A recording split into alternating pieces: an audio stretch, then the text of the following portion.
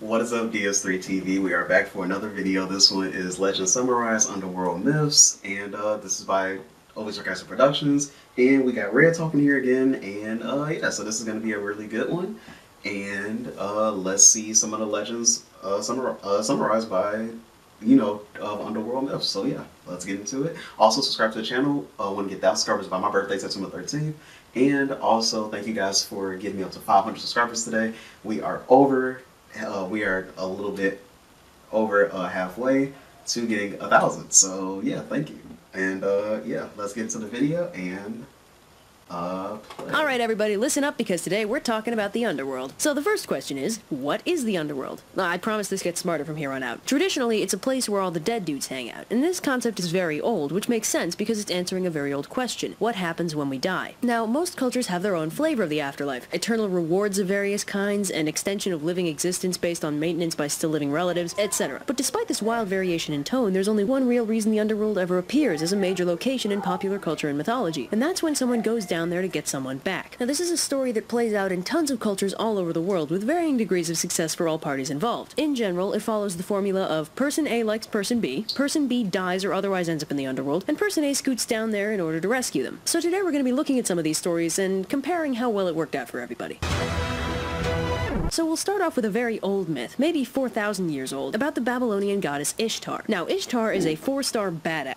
now I have definitely heard of this one. Goddess of a variety of subjects, but most notably love, fertility, and war. So, long story short, she had this husband, Tammuz, and he ended up dead. She tried to have a rebound romance with Gilgamesh, but he rejected her. So Ishtar's feeling pretty down about everything and decides, screw it, she's heading to the Underworld to hang out with her dead husband. So she basically busts her way into the afterlife, going through 7 gates, and in each gate, she has to give up a personal accoutrement in the form of her clothing. It's like strip dying, the ultimate party game. Play it with your friends. But when she gets there, she learns that she can't see her husband because the Underworld is, for dead people. You don't just get to hang out there and party it up like you do in, well, a lot of other mythologies. I guess the Babylonians were a little more depressed about the whole thing. So upon learning that she can't see her husband, Ishtar tries to leave. But lesson number 1 of the Underworld is that it's a lot easier to get in than out. And even Ishtar can't just bash her way back to the land of the living. So Ereshkigal, the queen of the dead, thoroughly unhappy with Ishtar crashing her pad, unleashes 60 diseases on her and imprisons her in her palace. But wait, you might say, I thought she was gonna rescue her boyfriend. What about the formula? Well, joke's on you. This story doesn't quite follow the formula I established. I'm such a reliable narrator. No, see, now that Ishtar's gotten herself locked up in the Underworld, she's the one who needs to be rescued. Girl power? So Ea, a big smart ocean god, sometimes known as Enki, catches wind of the fact that Ishtar's gotten herself stuck in the Underworld, and as a result, because she's a goddess of fertility, nothing, fertile is happening on Earth. This is obviously bad. So he constructs this gender-ambiguous individual, Asu-Shunamir, to go down there and rescue her. So Asu-Shunamir pops down into the Underworld and, after charming Ereshkigal with their ambiguously gendered wiles, asks her to show them some of the water of life, which she does. So Asu-Shunamir casually sprinkles some of that magic life water on Ishtar, who is immediately restored to full HP and starts sprinting for the exit. Unfortunately, Ereshkigal finds this highly offensive and curses Asu-Shunamir and everyone like them to live in the shadows and be outcast from society. So when they reach the surface and Ishtar learns about this curse, she's like, wow, that bites. I don't know. Have the gift of healing and prophecy, I guess? Does that help? Okay. So the lesson of this particular legend is, if you're gender non-binary, you're magic, Ishtar loves you, and even the Queen of Hell thinks you're hot. Okay, that's a good lesson, I guess. In case you were wondering, in another version of this story, Tammuz isn't dead at the outset, and instead sacrifices himself to save Ishtar from the Underworld. Then Ishtar in turn goes and rescues him by having his sister, Geshtana, take his place in the Underworld 6 months out of the year. This is used to sort of explain the seasons and also provide convenient parallels to both Persephone and Jesus. But again, mythology is notoriously inconsistent, and there is no right version of the story. Also, given the crazy amounts of mythological cross-contamination with people retelling myths in ways that better conform to their personal religious systems, there is no way of knowing what the original story was, or even if there was one. Side note, is anyone else finding it a little sketchy that this 4,000-year-old legend has more queer representation than most modern television? So next up is a pretty well-known Egyptian myth. If you've ever studied Egyptian mythology, you already know this one. Now, I used to love watching the History Channel on Egyptian things. I love the culture. Egyptian mythology is very convoluted, but this story is pretty simple by mythological standards. Also, bear in mind that this is only one version of this myth, and the timeline of events in the story is highly variable from version to version, so... And also, I don't know if anybody remembers that show, because I don't think I've met anybody that has remembered that, like the show I'm going to say. But it was a show about King Tut as like a little kid, right? It was on Discovery Kids channel. I don't know if anybody remembers that, but if anyone out of the 500 people that subscribe to me remember that, please tell me in the comment section that you do, because I haven't found anybody that remembers that, and it would be nice to know that I'm not alone in remembering that show. Sorry if you know a different one and think I'm wrong. Feel free to complain about it in the comments. So Osiris, right? He's the main god of the Egyptian pantheon, oldest son of the sky goddess Nut, and he's married to his sister Isis. Don't worry, that's fine. All the cool pharaohs do it. Similarly, Osiris's younger brother Set is married to their sister Nephthys. So Osiris rules Egypt as the first pharaoh and is basically the best dude ever. But Set catches a big old case of the Claudiuses and decides to murder him and take his place as pharaoh. So Set hosts a big party for Osiris, and when everyone's good and drunk, he whips out a big fancy sarcophagus and says he'll give it to whoever fits inside it the best. Wow. Okay, sorry Osiris, but at this point you kinda deserve this. So Osiris gets sarcophagus to death, unsurprisingly, and tossed down the Nile, while Isis takes this as an omen of things to come and runs away with her infant son Horus so that neither of them get a similar treatment. So Isis starts trying to track down Osiris's corpse to give him a proper burial, but this proves unnecessarily complex because somewhere along the line Set decided to tear Osiris's body into 14 pieces to make things even more difficult for everybody. So Isis and Nephthys, who's decided her husband's kind of an asshole, managed to reconstitute Osiris little by little, inventing the mummification process as they do. But unfortunately, Osiris ends up missing a, very important piece.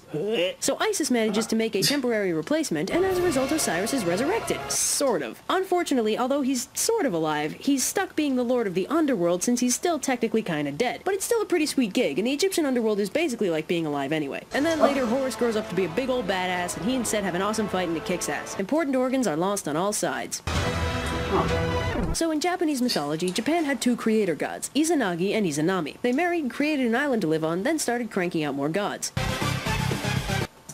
Things I thought were cool. On Angara Island, Angara Island is a mythological location that does not correspond to any of Japan's subsidiary islands. If you wanted to write some kind of fantasy story based on Japanese mythology, that'd be a good location to include. All of Japan's non-fictional islands are supposedly the first children of Igazaki and Izanami. Well, not the first, because their first child, Hikaru, was deformed as a result of them doing their wedding ceremony wrong. Okay. This was the first wave of gods before the more well-known ones like Amaterasu, Susanoo no Mikoto,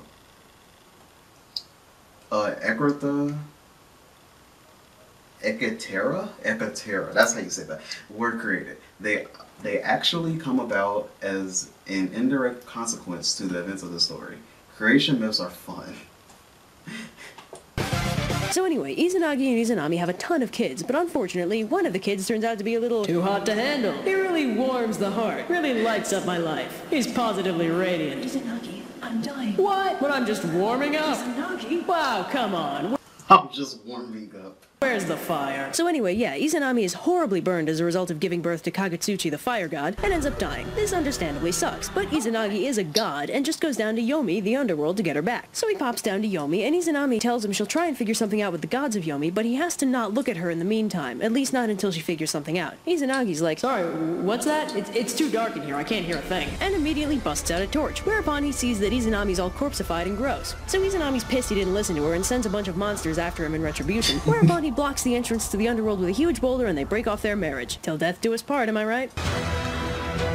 Now there are two traditional Greek myths about the underworld, and let's face it, you probably already know both of them. But whatever, let's talk about them anyway. Now the first and better known one is the story of Hades and Persephone, and that one boils down to Hades is lonely and kidnaps Persephone to be his wife, Persephone's mom Demeter objects and refuses to let anything grow until she's returned, something pomegranate, something 6 months of winter. It's a little bit like the Osiris thing in that Persephone becomes a goddess of the underworld because by eating the food of the dead, she becomes something of the dead. She didn't actually die, but the concept is the same. Now, I really only like this story in its more modern interpretation where Persephone Persephone had a modicum of agency in the story and actually likes Hades, willingly becoming the queen of the underworld rather than just being kidnapped and getting the munchies. But forget all that, because now that that's done, let's talk about Orpheus and Eurydice. So Orpheus is one of Apollo's kids, and he's a damn good musician, as you would expect if someone related to the god of music. In fact, he's the best musician in the world, and to top off this perfection, he's in love with this really cute girl named Eurydice, and they're about to get married. But unfortunately, shenanigans happen, and Eurydice ends up getting bitten by a snake and dying. So Orpheus is totally heartbroken and starts pulling his little heart out, which has the result of bumming everyone else out too. So eventually Apollo's like, I can't take it anymore! These proxy fields are terrible! Son, I order you to go visit your dead girlfriend. Get some damn closure before you make all the rest of us suicidal. So Orpheus meanders sorrowfully down to the underworld and serenades Hades and Persephone with his lyre. And of course, his music is so beautiful that they're immediately moved to help him. Hades agrees to return Eurydice to life, but while Orpheus is leading her out of the underworld, he absolutely cannot look at her until they get to the surface. Otherwise, she'll have to go back, this time for good. It's kind of like the Izanami thing, actually. So Orpheus starts leading Eurydice out of the underworld, but he can't hear her footsteps and starts thinking that maybe Hades tricked him. So, like an idiot, he turns around and sees that, yep, guess what? His beloved Eurydice was behind him all along, and yep, he has officially ruined everything. So Orpheus is heartbroken again, and somehow ends up dead. But don't worry, the muses decide to hang on to his severed head so that he'll be able to sing forever. That's more f***ed up than I remember. It's a little bit worse than, it's a little bit worse than the other, things that we heard, but yeah, that was the end of that, I guess. Yeah, so I'll talk to you guys in the next,